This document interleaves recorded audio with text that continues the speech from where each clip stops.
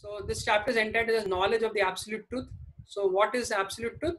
Matter, spirit, and controller of both. Jnana, Vijnana, Yoga. So we saw the categories of matter. They were called as inferior energy. We saw the category of spirit, that is the jiva, the soul, superior energy. And the superior energy is trying to control, dominate over these inferior energies in its conditioned state. And yet there is a controller of both, whose origin, dissolution, and maintainer of everything. So this complete understanding is known as the absolute truth, and that absolute truth is Krishna, right? And why are we trying to see all of this? Because the best yogi is always fixed in Krishna. His mind is always in Krishna. So irrespective of whether one is interacting with the things with as an Ashtanga yogi or an ascetic or as a day-to-day work, the active principle in all of them is Krishna. So therefore one learns to see Krishna in every form of practice. So the conclusion we derived is nothing is independent of Krishna, and yet he is independent of everything. That is the nature of the absolute truth. So if he is there in everything, right? If he is there as active principle in everything, why are we not able to see Krishna, this absolute truth? Because the gunas, the modes are binding us, that they are creating that veil of Maya. And this Maya is powerful because it is Krishna's own personal energy, you know.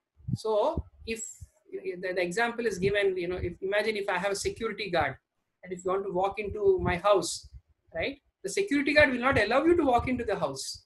But if you appeal to me, can you please ask the security guard to stay calm, then when I instruct to my own security guard, then you get access into the house. So likewise, Maya is like the security guard of Krishna. So when you surrender to Krishna, naturally Maya moves aside. So the process of surrender is the way to see Krishna. So the path that this chapter is talking about is surrender born out of conviction.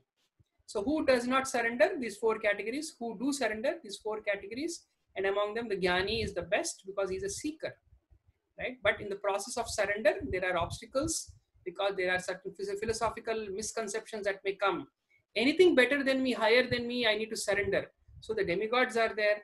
So motivated by quick results and that selfish materialistic results, you know, one may worship or one may surrender to the demigods, right? Such people are men of small intelligence, but then the unintelligent people are the impersonalists who have a completely wrong understanding, think that the absolute truth is impersonal, no name, no form, no qualities, and that the forms of the Lord are inferior. So this is immediately condemned by Krishna as they are abuddhaya or unintelligent people. So these are the two philosophical misconceptions that may come in the process of surrender in developing our conviction. So the solution is know Krishna in full, develop the right understanding, don't get misled by some wrong philosophy. So therefore engage in proper study of the scriptures, know the scriptures properly, know the process of surrender properly, right? And therefore courses like these will help in that development of the right conviction, right? And so, but of course it's not just an intellectual practice. We need to purify our whole existence. Our overall lifestyle needs to be spiritualized, and then our past sinful reactions when they're eradicated, then our convictions become strong, and that's when our path towards surrender becomes easier. So it's a balance. It's a balance of knowing and living, both of them. When the conviction gives you the knowing aspect, the overall spiritual lifestyle is also very important. You need to couple that. Your living is also important. Then the result is that one realizes when Krishna is full means knowing Krishna as his Adibhuta, Adideva, Adiyagya, and such a person ultimately attains a spiritual state. Right? And Brahman means a non-material state or a spiritual state. One attains that state. So this is the essence of this particular chapter.